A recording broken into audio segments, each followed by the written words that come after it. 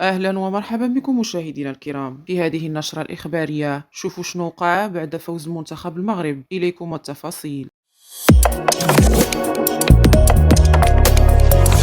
فرقت الشرطة الهولندية بالهراوات في 3 مدن مشجعين للمنتخب الوطني المغربي بعد فوزه يوم الأحد على نظيره البلجيكي بثنائية نظيفة في نهائيات كأس العالم قطر 2022. وتجمع في روتردام نحو 500 شخص قرب وسط المدينة، وكذلك في لاهاي وأمستردام وأوتريخت حسب ما ذكرت الشرطة الهولندية. وقالت شرطة روتردام: ألقى مشجعون الألعاب نارية والزجاج على شرطة مكافحة الشغب التي ردت بالهراوات حسب روايتها. وأظهرت أشرطة فيديو عناصر شرطة مجهزين بهراوات ودروع في وسط المدينة، بينما فرقت الشرطة أيضا مشجعين في أمستردام ولاهاي. واحتفل أفراد من الجالية المغربية الكبيرة في هولندا بإشعال الألعاب نارية وإطلاق أبواق السيارات ملوحين بالأعلام المغربية بعيد انتهاء المباراة.